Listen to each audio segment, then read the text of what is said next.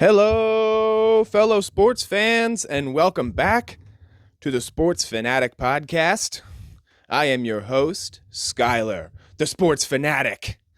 And this week on the show, as I mentioned last week, we're going to take a dive deep into the Steelers' schedule. Check out what the roster looks like as of right now. We're going to get into some news from around all the sports today instead of just tapping into the ones that we've been tapping into. We're gonna get into some other stuff today. Then we'll move into the Phillies news, catch up on how the series have been going, what the series next week are going to look like, and just overall how the boys are doing. And we'll finish up the show by looking at where the playoffs are right now and who I think is going to win. We start here. Last week I mentioned on the show about the Steelers schedule. And ever since it's come out, I've heard just negative stuff, and I don't fully understand it. I don't.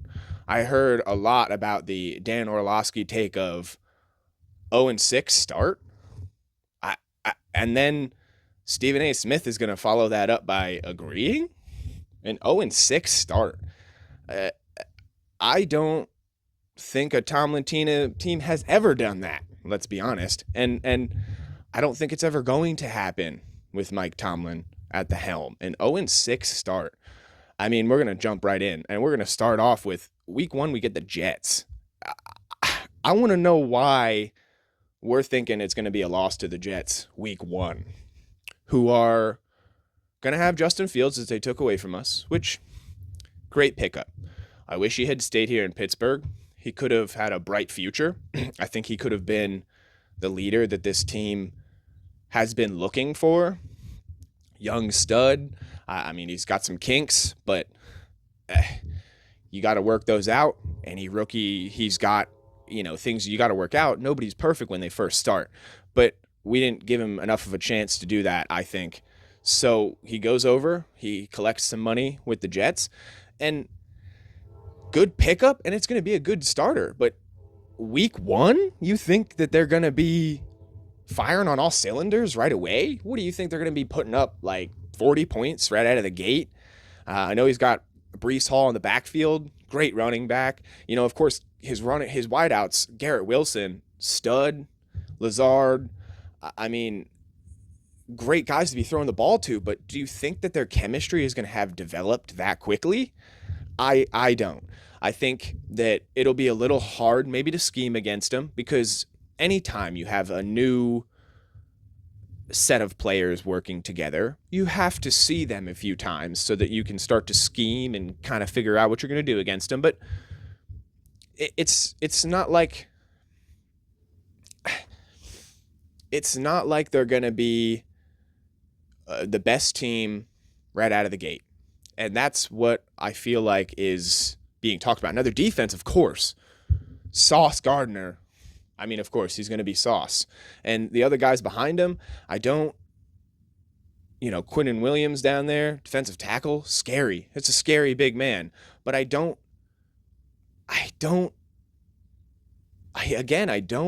think that they're going to be super hot right out of the gate, because you got to figure each other out. You got to figure out how to put it together. And, Tomlin always knows how to work with whatever he's got. And it doesn't matter who our starting quarterback is. You know what I mean? Whether it's Mason or it's Aaron Rodgers, I don't think it's going to matter. We're acting like if Aaron Rodgers doesn't come here to Pittsburgh, it's a losing season. Why? We've seen what Mason Rudolph can do when he leads this team. I'm fully confident in his ability to go lead this team. We need another receiver now behind DK, since we let George go to the Cowboys. But we will figure that out in time. We will. I mean, we will, guys. Week 2, Seattle. This is another one where, why do we think that they're going to be like a dominant team right out of the gate? They're moving on to quarterback. They got Sam Darnold coming in, who had a hot season with Minnesota. Yes, he did. He led them to almost the promised land. But he's in a new system, new team. You got to figure each other out again. It's only going to be week 2. It's not week 17 where they've had the whole season to figure each other out, and the timing is set up perfect and everybody's hitting on all cylinders. And it's not that way. It's week 2, guys. Like, I think that do I think it's going to be a walk in the park for the Steelers? No, of course not. The Steelers don't ever have walk in the parks. They don't like to work that way. We like to keep games interesting. Even games that we should just dominate. We don't. We know that as Steelers fans. We know that they're going to keep it interesting no matter what happens, because that's just the way it is. That's just the way that we live here in Pittsburgh. It's just the way we have to ride. Kenneth Walker, stud in the backfield. His wideouts, Smith and Jigba, Cooper Kupp is going to be a great addition there, helping out those guys. I like Valdez-Scantling. I'm a big fan of him. But again, they got to figure each other out. It's not like Darnold's going to just walk in there and start lacing these balls to these guys.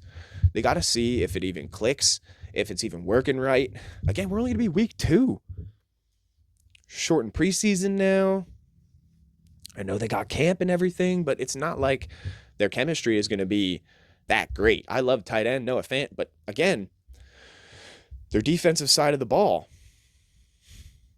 just a lot of guys who have been hurt, have been banged up in previous seasons, and it's not the Legion of Boom from years ago. It's not. All those guys are gone now, and this is a different team. This is a different defense now. So DeMarcus Lawrence comes in here and he's going to be try to be that new scary face in the linebacking core. But I don't think that the Seahawks are going to be that scary. I don't, especially not in week 2. They always find a way to have a winning record and get themselves in the playoffs. They always do. But again, guys, we're only going to be week 2.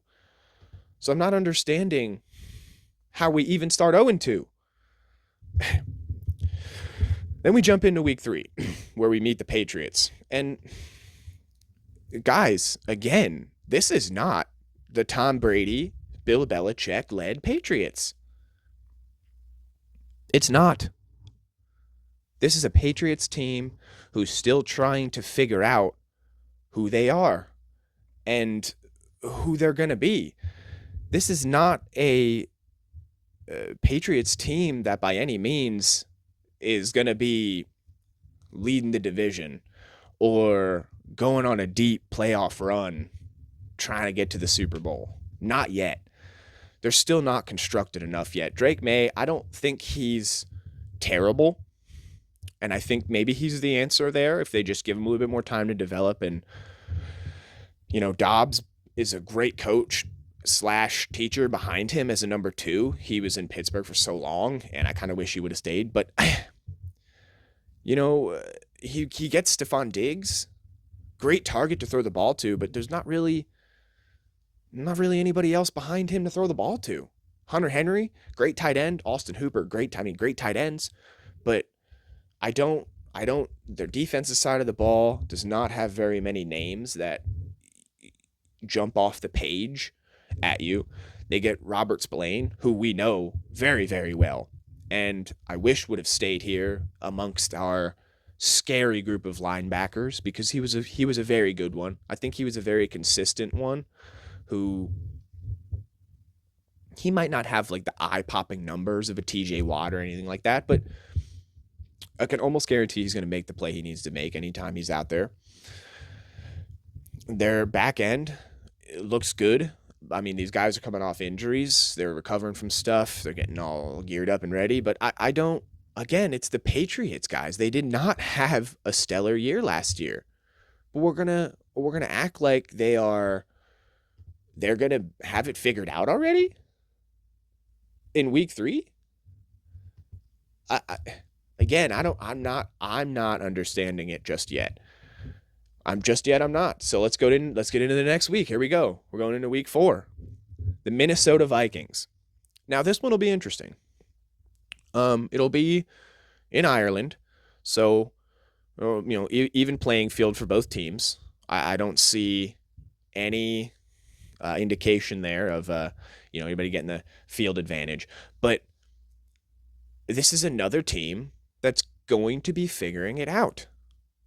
As we just mentioned with the Seahawks, Darnold is coming over from the Minnesota, and here's Minnesota, who is going to be putting all the eggs into the J.J. McCarthy basket. And they got to see if it's going to pay off. Who even knows if it's going to pay off? Who knows yet? We don't. We don't know. This is the NFL. He was great in college, but you come here, you get humbled pretty quickly. This is a men's league. Men out here playing for money now. Like, it's not just growing men trying to get to the next level. It's men earning money. So they're going to humble you pretty quickly. So we're going to see how he is playing by then. Now, he will have had a couple of weeks to get a little bit more acclimated, but still, it's only week 4, guys. So I don't understand where he's going to come in here and he's going to absolutely light us up. Why? I don't understand. I don't understand where that's going to be something that's going to happen to us right away. I don't. It doesn't make any sense to me, guys. We come into, so right there, first 4 weeks of the season, I could argue 4-0 instead of 0-4. Now, I'm not going to be that generous. I would love to be. I would love to think that the Steelers could somehow pull that off. And the defense absolutely has the ability to do that. It's going to be the offense scoring points that is going to have to be the answer there. We get a bye week, which is good. Honestly, I'm not the biggest fan. I'm not going to lie to you. I'm not a huge fan of the fact that we are bye week and early. I kind of like a later bye week because obviously you got a long season when you got a bye week in week 5. So as we come down the season, the vets may start to run out of gas. So we're going to need some of these younger guys who are behind them, I think, to pick up the slack down the stretch because it's going to be a long back half of the season. When we come back from our bye week, we meet the Browns. The Browns, guys. The Browns. And it's tough to sit here and say same old Browns because that isn't always the case. Of course, they pull one out of the hat every now and then, and they've been working really hard to build a better team. Deshaun Watson, I think we should sayonara to him. I think we should finally just kiss him goodbye. Kenny Pickett? Are we going to be afraid of Kenny Pickett? I don't think so. And it disgusts me that we have to call him Super Bowl champion Kenny Pickett because he rode the bench to get there. And it's disgusting to have to say that. But he gets that to say. Of course, behind him, old Flacco. We know him very well. Good old Flacco. And then there's the very controversial Sanders. Shedeur Sanders. And I'm going to break a little bit off here into a tangent, and we'll get back into the schedule. Sanders was talked about coming and being the answer here in Pittsburgh. And when the Steelers didn't draft him, even I was a little confused myself. I was like, whoa, I mean, how is this kid going so late? I know, he had a big attitude, but I also thought he had some talent. He wasn't the greatest, but he wasn't the worst either. Then, he slips, finally gets drafted, and it's like, the world got lit on fire at that point. and they're going to cry this and that, and we're going to cry a little bit of racism, and we're going to do this and we're going to do that. And then a couple days went by, and we started to realize that it wasn't just that. Like, it was his intangibles, like your attitude. You know, when you come to a job interview and they give you some stuff and you just kind of blow it off like, well, why are you giving me this test? Why are you showing me plays that I did bad at? How dare you try to tell me to identify my problems and flaws? I don't think I fit here. That doesn't sound like somebody I would want really anywhere. Honestly, he doesn't sound like much of a leader to me. And I know that Tomlin has dealt with attitudes before, but I don't think he would ever deal with an attitude like that coming from the quarterback position. Because as the quarterback, you're the leader. You got to be the leader. Like, you touch the ball every play. So you got to be a leader. And if that's going to be your attitude coming in, man, I'm kind of okay with the fact that he's not here in Pittsburgh. I'm okay with that. Let him go mature. Let him go get his diva years out of his system somewhere else. And then when the time comes, hey, maybe he cleans up his act. He comes back here when he's just a couple years older, and maybe he can be the leader that everybody thinks he's going to be. Or maybe he'll stay with Cleveland and he'll be their leader, and we'll have to deal with that for however many years we're going to have to deal with that. So that's kind of just my spew on the Sanders situation. I think that the criticism was rushed, as it usually is in our day and age. And then once cooler heads prevailed, you start to kind of see why he slid down the draft and ended up with the good old Browns. We'll get back here to the schedule here. But, I mean, to kind of finish up, the Browns defense, of course, you know, not studs, but not anything to sneeze at.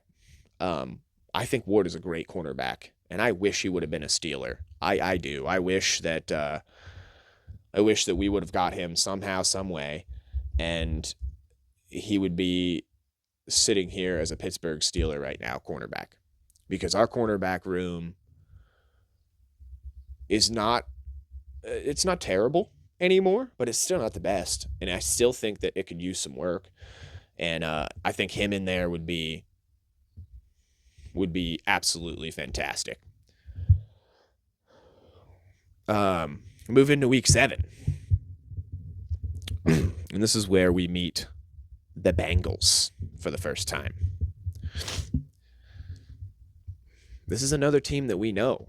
We know fairly well. It's the Bengals. It's Joe Burrow. It's T. Higgins. It's Jamar Chase. It's plays that we should stop, but we don't. It's heartbreaks. It's close games, blowouts. I don't know what to expect with the Bengals. I don't. I'm not going to sit here and say it's an obvious win. I'm not going to sit here and say it's an obvious loss, because both of those things would be crazy to say. Both of those things would be. I think that they always have a chance against the Bengals. I think that they always have a chance to lose against the Bengals. It's a double-edged sword there. So you just got to wait till that week goes. It's kind of whoever's hot at that moment. If the Bengals are cold, we do always seem to have an answer for them, which is what I love. I do love that we do usually seem to have an answer for them. We do. We seem to always find a way to get it done. We move into week 8.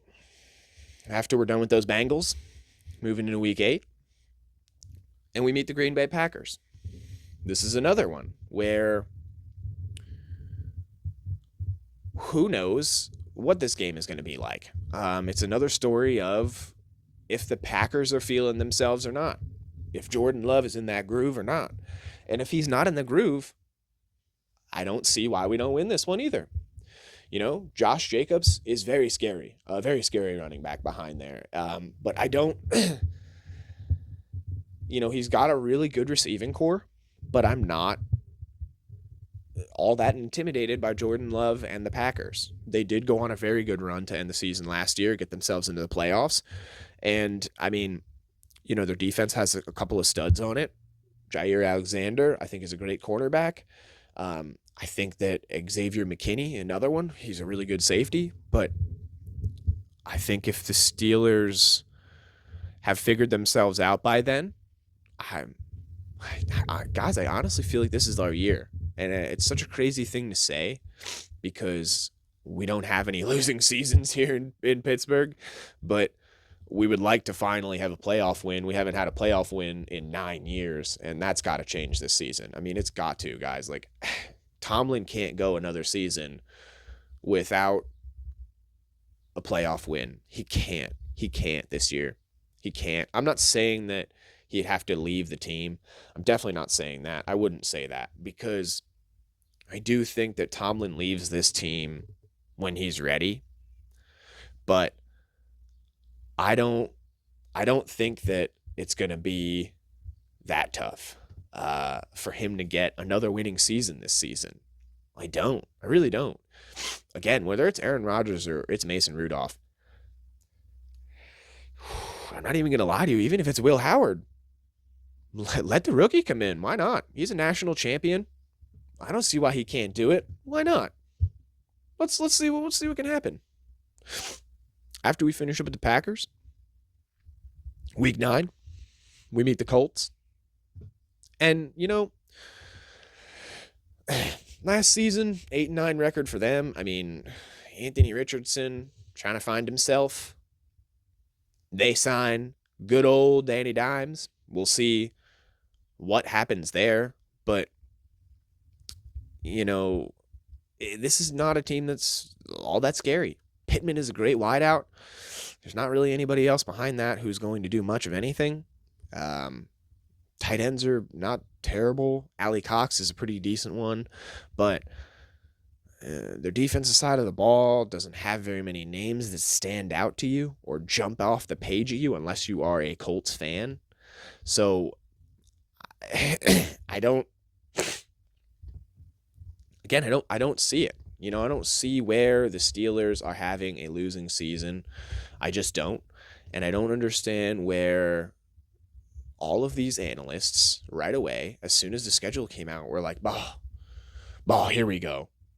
Ooh, losing season for the Pittsburgh Steelers for the first time in who knows how long at this point in time. But we move into week 10. We meet the Chargers. And they're always I feel like a middle of the pack team. Even when they had Phillip Rivers.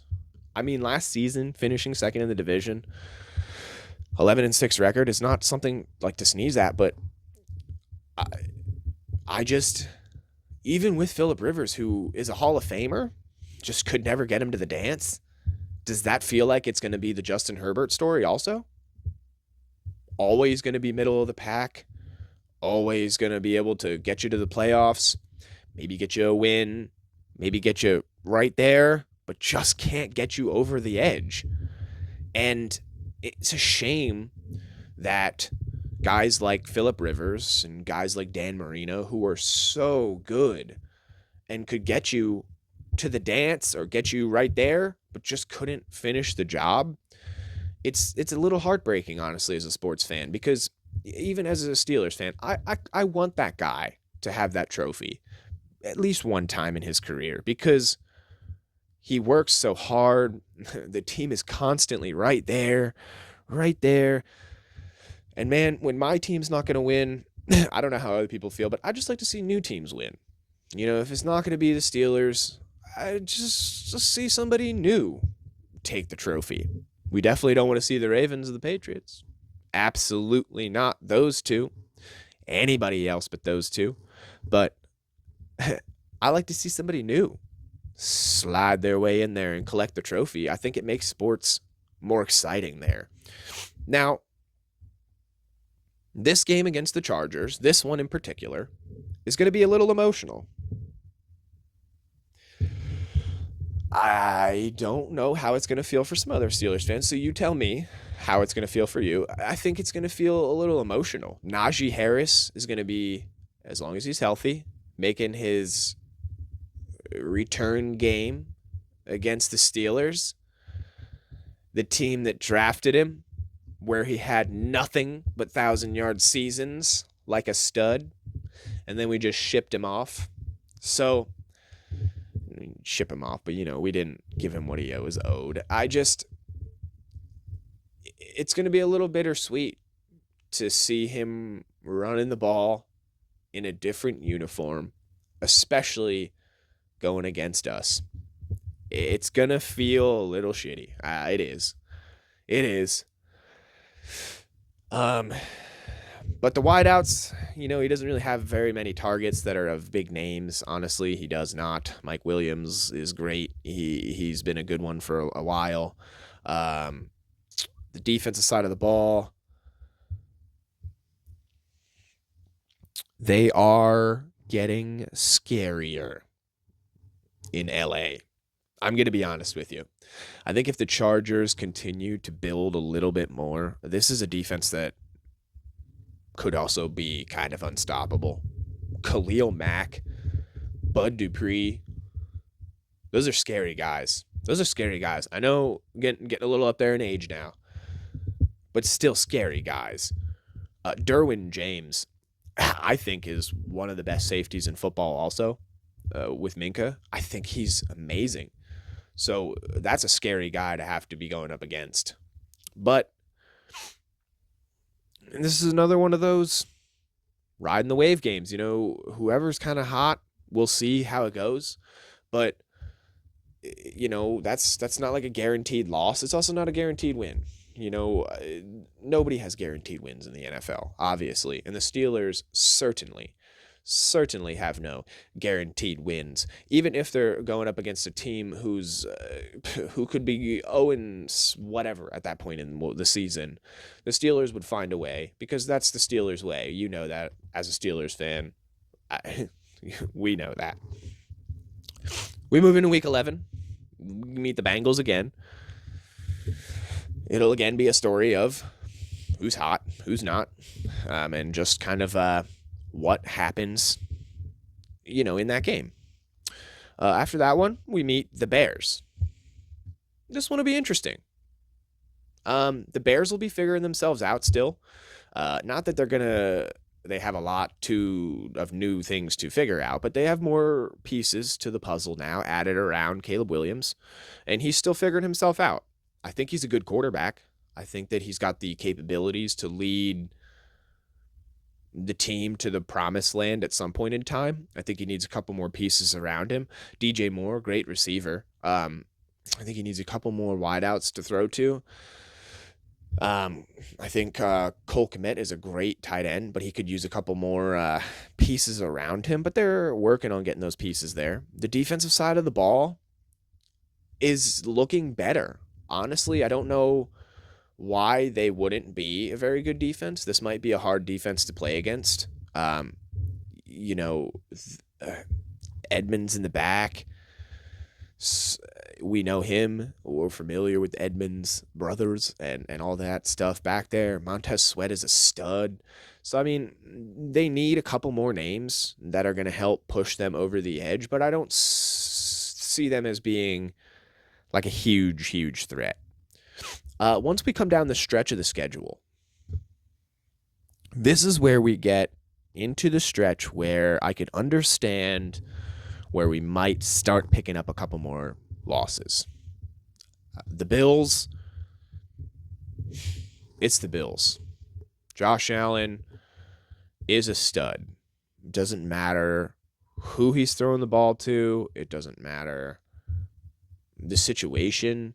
The man gets the job done. That's why he's getting paid what he's getting paid. That's why they gave him the keys to the castle.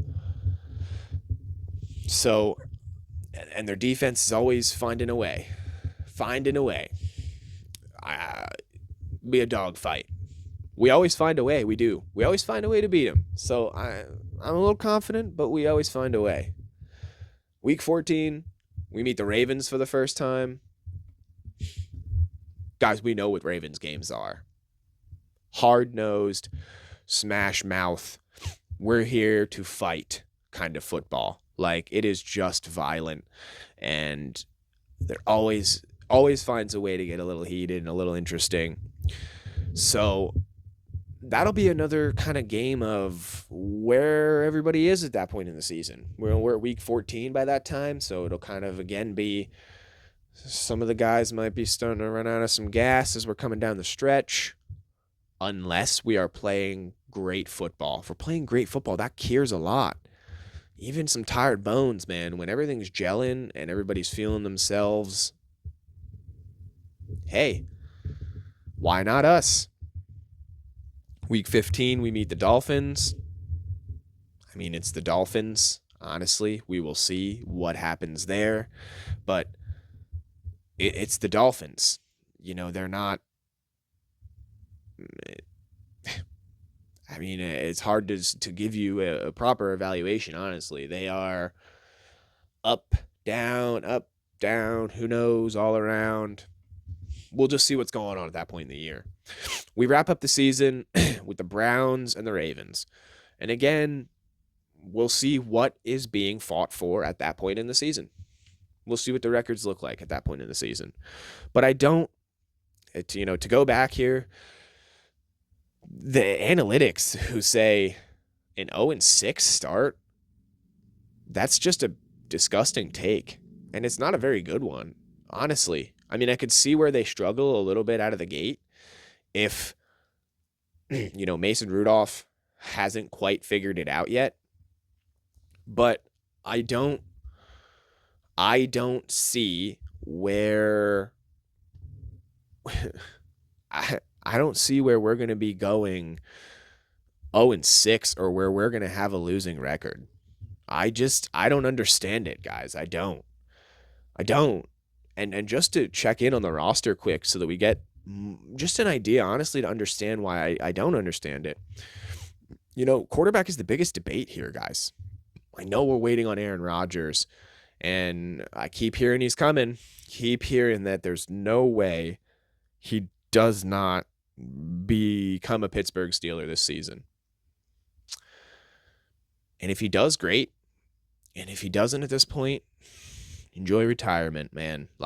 Because, I don't know where else he goes, but at the same time, I'm okay with Mason Rudolph. Even Will Howard, we could let him play a couple snaps. I don't mind.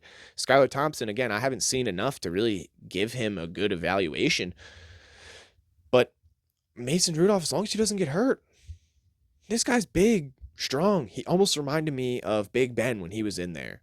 And that's what we're looking for, right? We're looking for Big Ben 2.0. This could be it if we just give this guy a chance.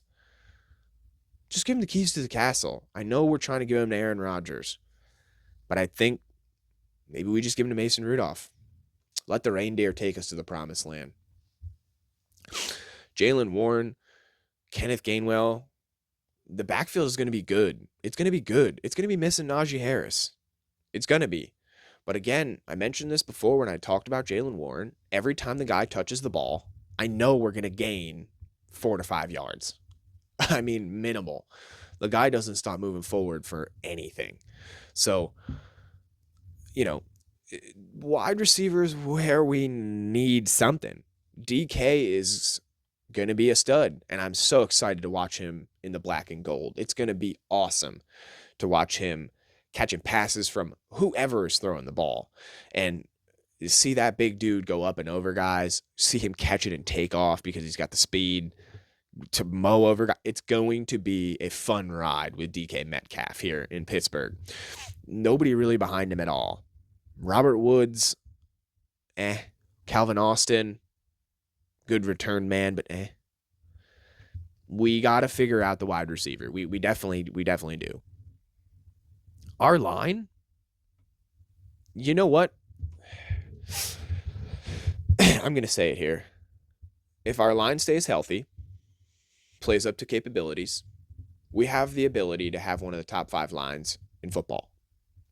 And that's a tough thing to say here in Pittsburgh because I don't always feel like our line play is quality, but some of these guys, I mean, Fatu, Isaac, Frazier, McCormick, Broderick Jones, if these guys just perform, I don't see why they're not one of the top lines in the league. I don't understand why they can't be. They're all great players. If they just put their head down this season, get the bullshit out of the way, and focus, I think this is the chance to be an amazing line. Tight end position is locked. It's locked down. We knew replacing Heath Miller would be tough when he retired, but we did with Pat Freiermuth, and then we did with Darnell Washington, who I think if he gets a couple more snaps under his belt and keeps playing a little more up to capabilities, he's a big dude, big target. I feel like he could be a real good blocker. He could also be a real good catch and run guy if he figures it out. You just got to figure it out a little bit. Give him a couple chances over there. Connor Hayward behind him. One of the Hayward brothers. He always comes up in big situations and comes through. I mean, tight end looks pretty scary. I mentioned this before, and we'll dive in just a little bit here more. The defense looks scary. Scary. If these guys play up to their capabilities on defense,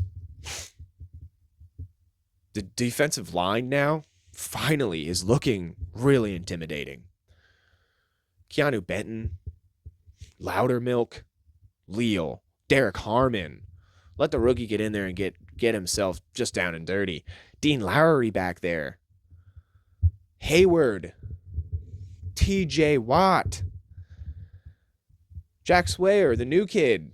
Like, come on. This defense just alone right there, scary. I mean, I don't see why the middle of the field is untouchable this year. If all those guys lock into their positions and are playing up to capability, ooh, man, this is going to be a fun season to watch. It should be on the defensive side of the ball. Patrick Queen in the middle, along with Peyton Wilson, who's going to be good. He just needs a little bit more time to play.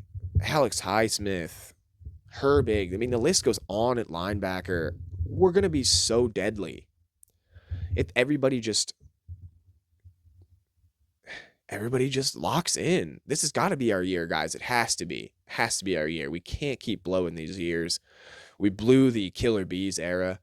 We blew it. That should have just been like a Tom Brady-esque run of Super Bowls, and it wasn't.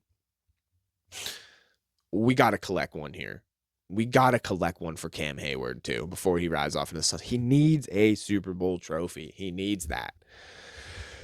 Back end is finally starting to look like something we can be proud of, finally. Darius Slay, Joey Porter Jr., I'm so excited to watch those two go to work. I mean, it could be a great lethal combination. And I actually think that we don't need too many more cornerbacks, maybe one or two more, because I think Beanie Bishop is a great third behind those two guys. And in the slot, that guy makes plays anywhere you put him, but I think that Beanie Bishop is the third answer right there. The back end, Deshaun Elliott, of course, my boy Minka. This is looking like a very scary defense. So, I mean, guys, again, I'm not understanding where the Steelers go 0-anything. I'm not understanding where it's going to be a losing season. Why? Somebody tell me, please, in the comments, in a video response, in anything. Send it to me. Let me hear you. I want to hear why we think this is going to be a losing season. If we put it together, I think this is going to be a Super Bowl run. I think so. I know we're worrying about Aaron Rodgers coming. And if Aaron Rodgers comes, icing on the cake. If he doesn't, guys, I think we're fine. Mason Rudolph is going to take us through a very fun season in Pittsburgh. And if everybody locks in, I think we got it this year. I think we got it. Moving on now, after we jumped through all of our Steelers hoops, we're going to jump into some other football-related news that I want to kind of tap into. We're going to tap into some other stuff from around sports, but we're going to stay on the football topic while we're here. First, I saw in the 2028 Olympics, we're having flag football. That should be an exhilarating thing to watch for any football fan in general, whether you love the NFL or you hate the NFL, whether you watch the UFL or any kind of football fan. Should be exciting to watch. I saw that the owners unanimously passed their decision to allow the boys to play from their teams in the Olympics, which just makes sense, right? Like, you're going to tell the best players in America they can't play for America? I know they're not playing flag football all the time, and I know that there are leagues out there who do play flag football year-round, but you're going to tell the best players in football, you got to sit this out. I do understand where you would want to. I mean, they're making lots of money, and if you call me and tell me I'm out for the season because I tore my Achilles running in flag football, obviously as an owner of a team, I would be very upset too, but I think this is a great thing. They're going to allow one player from each team to represent, and they're going to allow any international player to take part for their country if they want to. And I think that's great. That's great. Obviously, that's a beautiful thing for the league to do, to allow the guys to get out there and do more than just the NFL. I think it's, great when you can dip your toe into a lot more than just, that one thing that you do. In the side news too, I saw that there was a really hot talk and debate and take on the tush push, and they were trying to ban it. And, had the meeting, 22-10 vote, almost passed, but just didn't quite get the support it needed. And, my take on this is kind of exactly what, like, Kelsey and NFL people's take on this is. Just because the Eagles are really good at this play does not mean that they should not be allowed to do this play. It's not resulting in a lot of injuries. It's not like guys are getting their heads taken off. Not like there's a lot of concussions happening or anything like that. So I don't see why it should be a banned play, just because I saw the statistic earlier that they complete it like 96% of the time. And I mean, the next closest team to them is the Buffalo Bills, who convert it like 40-some% of the time. It's a really crazy statistic to see, but in all honesty, that doesn't mean that we should take it away from the Eagles. We shouldn't. They're champions for a reason. The job is to figure out how to decrown them. It's not to figure out how we take away things from them so that we can decrown them. That's just not, it doesn't quite feel like that's how that works, unless they were actually cheating, but there's no cheating going on.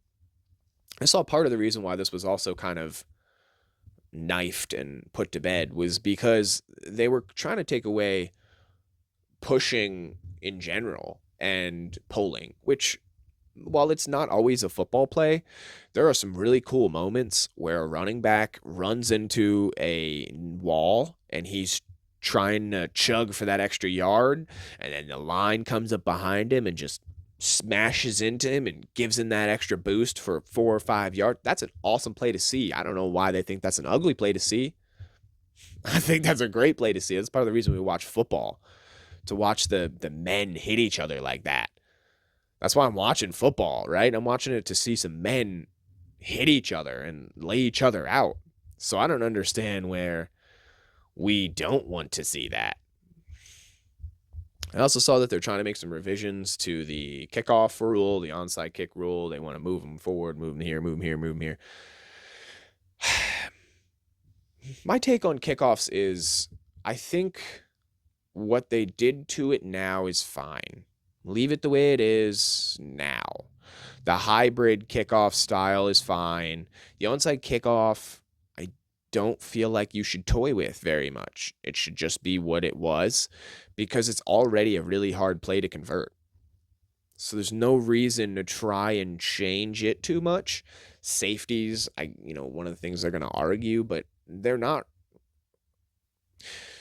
I mean, I guess they can hit each other pretty hard in that short running time. But I mean, honestly, there's not too much momentum being built in a 5-10 yard span. I mean, there is, but to some degree, but it's already such a hard play to happen and does not get converted very often. So I just think that we should leave that one go, in all honesty. To dabble into some other sports here. A sport I don't. You know what? That's not. I was going to say I don't watch it that often, but I watch a little bit of every sport when my teams aren't on. I throw the TV on, and if I throw on the YouTube TV and I got my little 4 screens on and there's no games on, I leave those on. If there's games on, I just kind of throw them on. So I dabble in the WNBA. And I dabble in the WNBA because I like the NBA. So, I mean, I love sports. I am the sports fanatic. Start of the season just started. And of course, everybody's talking about Caitlin Clark and Angel Reese. As they should be. They are the 2 most prominent stars in the WNBA.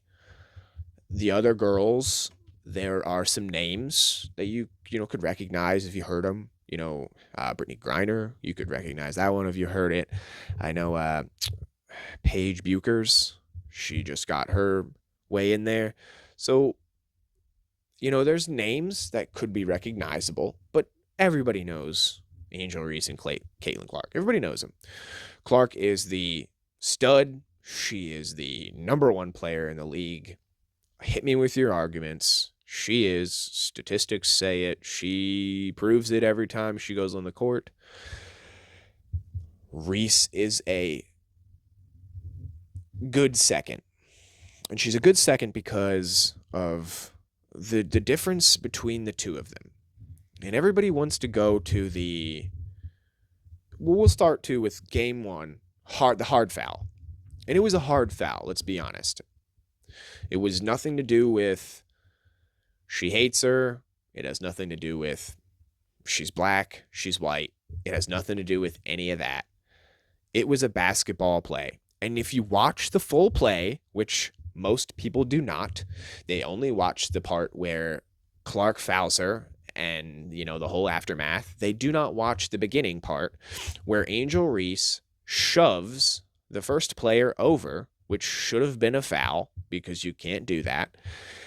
And the ref does not call it. And you can see Clark's reaction like, hey, what? And then she fouls her because I'm not going to let you get an easy basket. And then she proceeds to miss the shots. That's the purpose to hard fouling her in that position. It had nothing to do with anything, but I'm not going to let you get an easy bucket. Am I supposed to do what? Wait for her to take a full shot and then foul her so I give her an and 1? Well, that doesn't make any sense to me. Why would I not foul her right now while she's about to take her shot? And then it's a foul, so she has to shoot free throws, which she doesn't convert. I don't understand why that was such a hard thing for people to grasp. They see it and right away it's, Clark did that because she's black, or because she hates her, or because of it. If they like or hate each other, that's one thing. But when they step on the court, I know they're women, but women are professionals too. I'm not going to act like women can go out there and just because their emotions get a little bit crazier than men, that means really nothing when you're in sports. When you're in the heat of the moment of sports, I don't care who you are. Man, woman, child, alien, monkey, dog, cat. I don't care what you are. When you're in the heat of the moment of sports and things happen, it gets heated fast. fast because your adrenaline's pumping. Everybody's excited. Everybody's ready to go. Everybody's doing their job, doing their business. So I'm just going to say that obviously I say it was a foul. It had no malicious intention. She was just trying to make sure she didn't get an easy bucket. And I think that this is a little bit good for the WNBA too, because it gets eyeballs on it. You know, they need a rivalry. Why not? Why not? The NBA is full of them. You know, everybody says LeBron Curry rivalry, you know, Tatum and the whole rest of the NBA, the Celtics and the whole rest of the NBA. But I mean, there's so many rivalries that it's like, why not in the WNBA? They need them too. They need them too. They need a couple of stories just to spew around too. And, you know, sports analysts, they're going to embellish. It's what they do. It's what gets clicks. It's what gets views. It's what gets people on their side so that more people watch it. And you know what?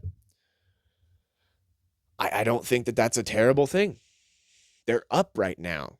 You know, their last game, the one game they had the other night was like 2.7 million views. Baseball that night only had like 2.5 or 4. So, I mean, they beat them out by a little bit. So the WNBA is picking up in entertainment, and that's good for everybody. That's good for us who have daughters who want to see sports become a little bit more prominent, so girls have more of an opportunity when they get older to go play pro sports and make money doing it too. So I don't see why it's a bad thing. I don't. Let the rivalry build, but don't make it about race. It doesn't always have to be about race. I mean, I know in America we struggle with that, but it doesn't always have to be black versus white. I know that sells and that's a hot topic, but it could just be basketball. Could just be they're trying to win a championship, trying to make some more money. Could just be they're playing this sport that they grew up playing and love. It could just be that. It could be. A little bit of exciting news, a little bit of fun sports news now. We'll jump off the stuff and onto some fun stuff. I don't watch racing. I will be honest with you. I don't do very much with cars at all. I could change the oil. I could maybe change a tire if I was in that tight of a situation, but honestly, I don't even know how well that would go over.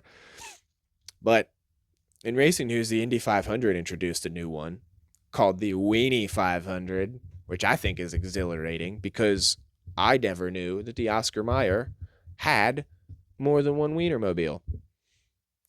I grew up thinking there was one legendary Wienermobile making its way around the world. And I come to find out that we had the New York dog from the east, the slaw dog from the southeast, the chili dog for the south, the chi dog for the Midwest, the Seattle dog for the Northwest, and the Sarayan dog for the Southwest. And you know, it was not a very good race because obviously they're giant Wienermobiles. What were you going to do with that? Unless it was like cartoonized and they put some special effects in there, like a chili dog throwing some chili, or like one of the hot dogs jumping out of the bun or something. I mean, there was not much you could do with giant Wienermobiles going 15, 20 miles an hour around a track. After a heated race that came down to a tight finish where Slaw Dog managed to just edge it out and become the Wienermobile champion, which again I think is very funny, very funny, very fun time. And why not? Again, why not?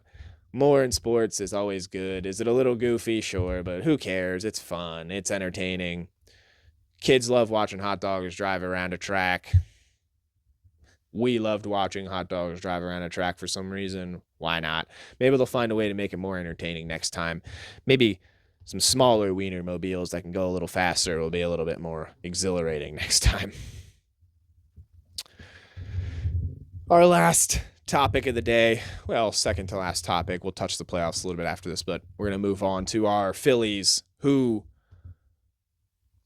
last week I said on the show that when we came here to this show this week, if the boys took care of everything they needed to take care of, we could be sitting here talking about a very long winning streak.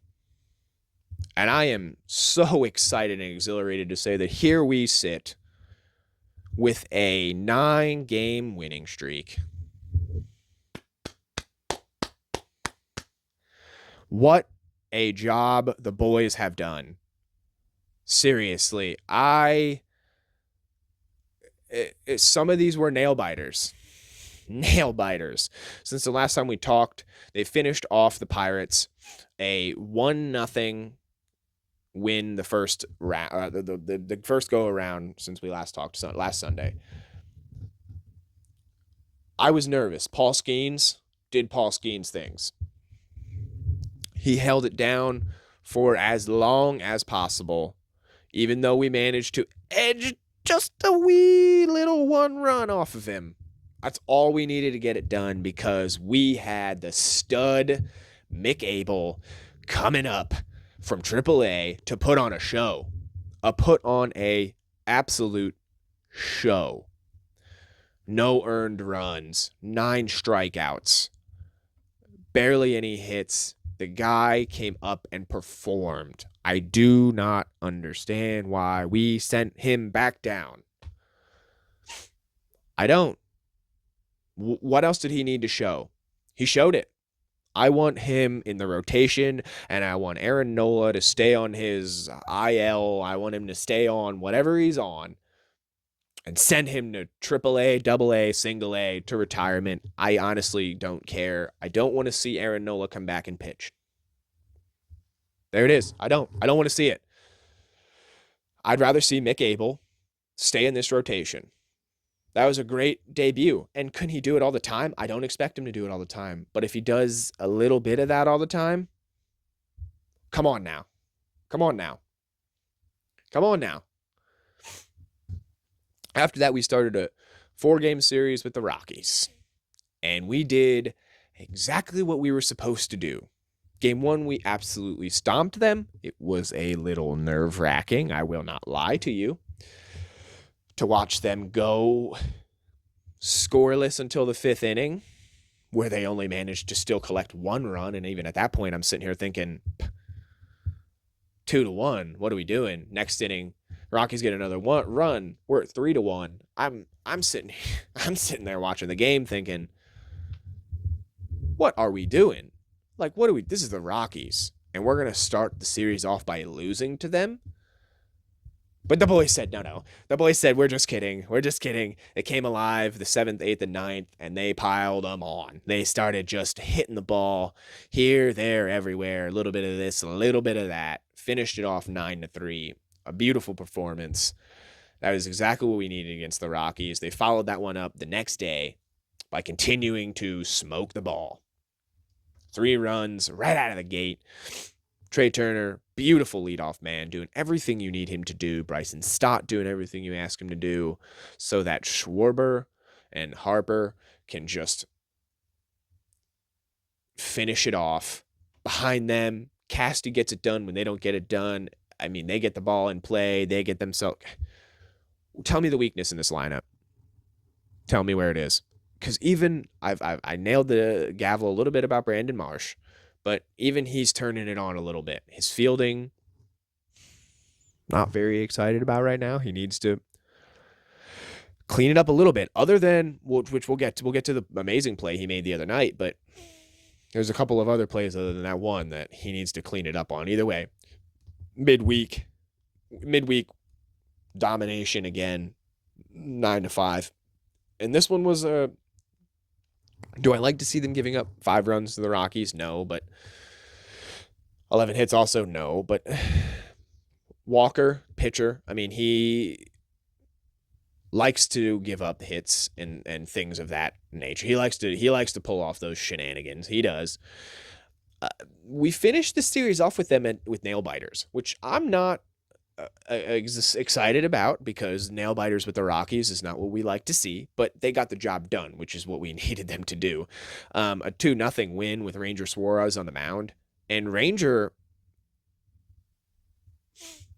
I'm backing off. Ranger. You keep going out there and pitching that way, I'll keep shutting up. Because the man is starting to look like himself again. Like I said, I've said this lots of times on the show.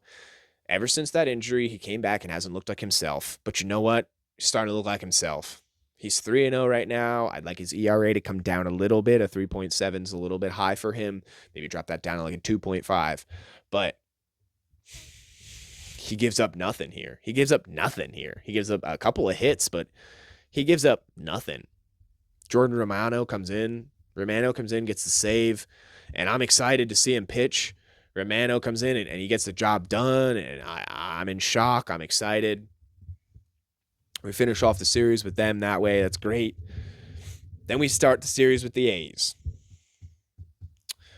As we sit here, it is Sunday the 25th. They will be playing the third game with them here in a couple hours. But Friday they start the series, and it is cruise control all game long.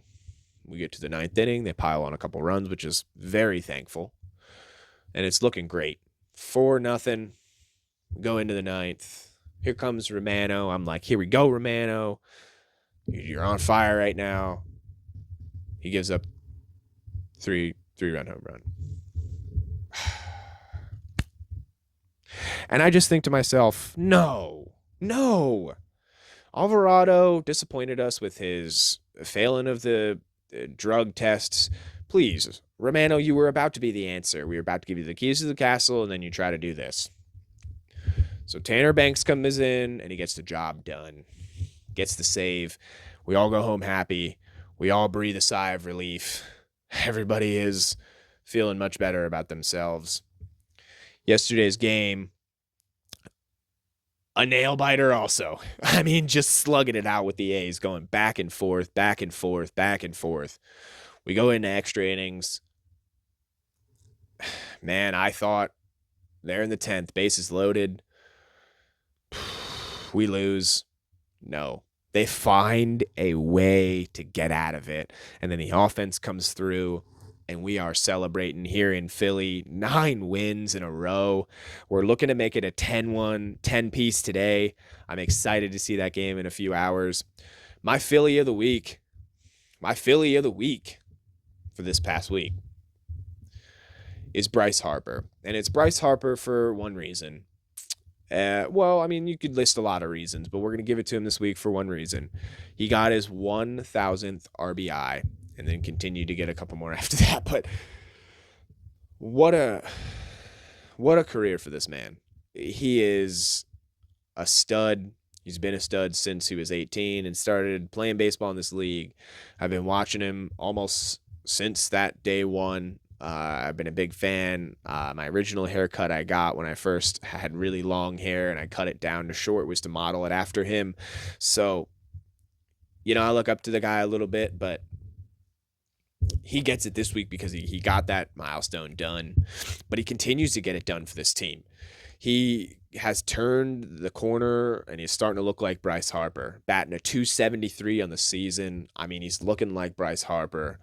He's hitting the ball into all places, 13 doubles. He hasn't quite tickled a triple just yet, but he's not one of the speedsters that can get it, or he just hasn't found that gap to get him one just yet. 8 home runs, but like I said before on this show, I don't need him to go up there and slug the ball out of the field every time. I don't. I just need him to go up there and play consistent baseball and get the job done when he's called upon. That's all I ask him to do. 33 ribbies on the season. I mean, he's getting it done. Behind him, in front of him, behind him. Kyle Schwarber. I got to give him love also. I have to.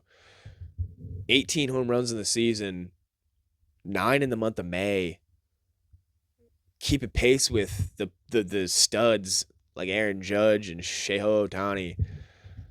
He's got to stay a Philly for life. And I've said that before, and I'll say it again, and all of us Phillies fans will say it till the end of the season so that Dave Dombrowski can hear us. Keep him. Don't let him go. Don't let him get out of here. He's such a good Philly. He's such a good ball player. 255 average. I mean, he's got a handful of strikeouts, but the man hits the ball all over the field. His hitting streak ended the other day, but who cares? He's still playing like a champion.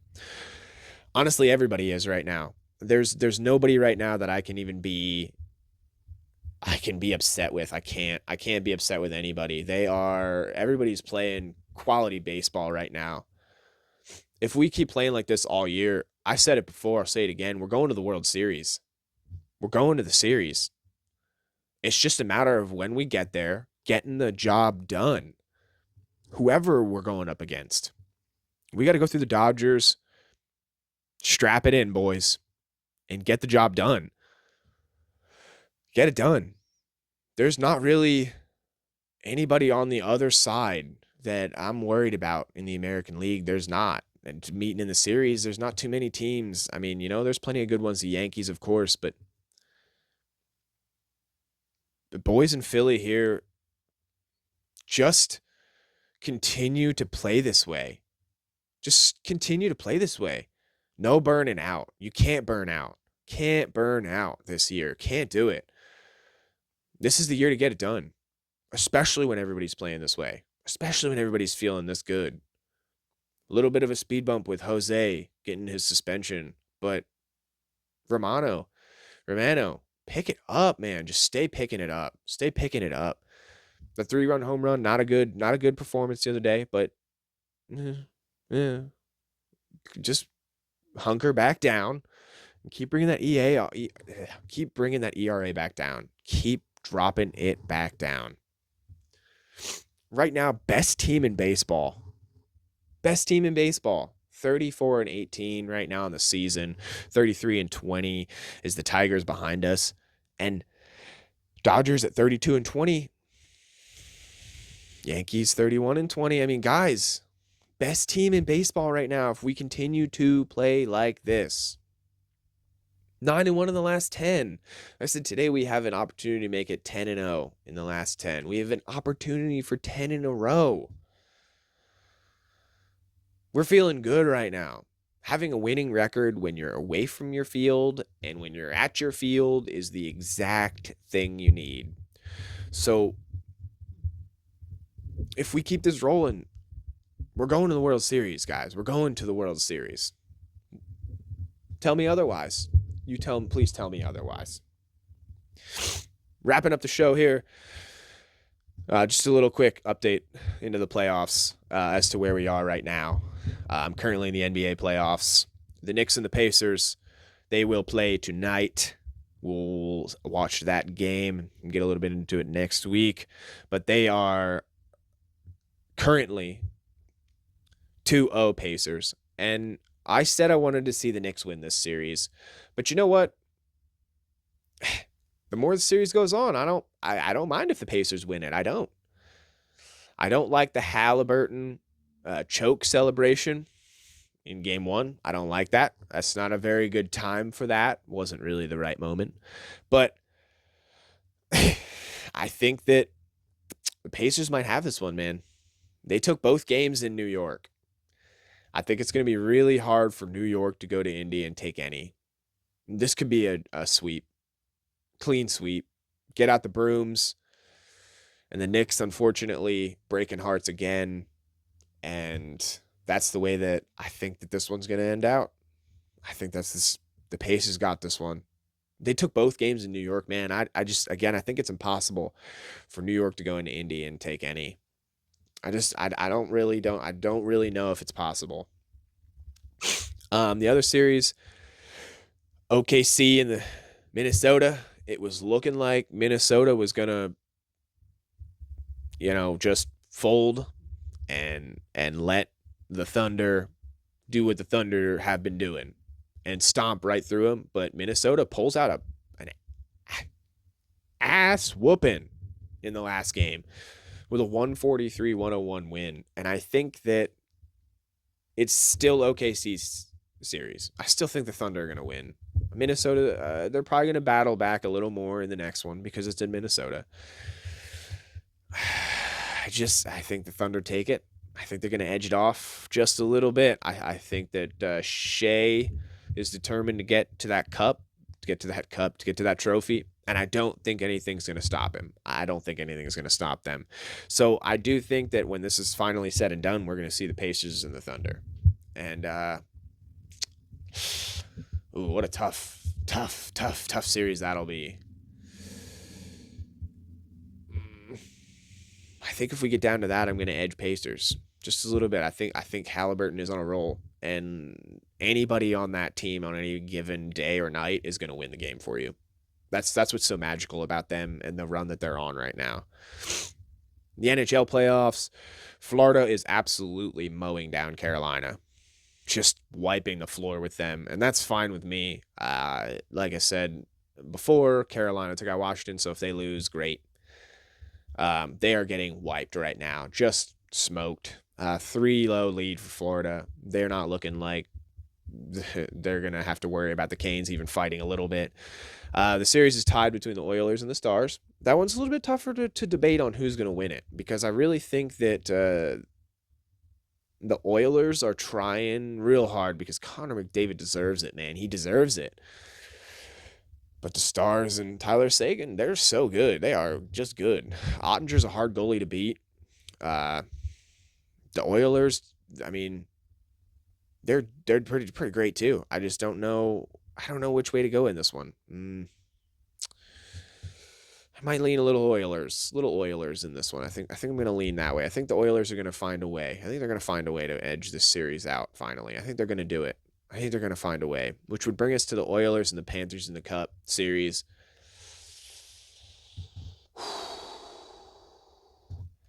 The Panthers are on such a roll right now. I think it's going to be hard to stop them. Honestly, I think Florida might take the Cup again. I think they might. And there was a point earlier where I was thinking, no way. They're on fire right now. Like 7-1 in their last however many games. I mean, they're looking unbeatable. Brad Marchand's been there, done that before. I mean, he's looking unbeatable right now. So I don't know where that's going to go, but it's a great time for sports too. You know, all the sports are kicking off. WNBA kicking off. Baseball, you know, we're hot into the season. Playoffs wrapping up. Sports are great, man. We love sports. That'll do it for this week's show. Next week's show, we'll dive a little bit more into the Flyers and get a little bit into what's been going on with them. Do the same thing with the Lakers, since we haven't really touched on to either two of those teams in a little while. We'll see where each of them are and where I think they need to go during their respective off seasons. And of course, we'll dive back into our Phillies, see where they are next week. Tough couple of series coming up, but again, boys are on a roll. Let's let the roll keep going. Thank you for joining me. See you next week.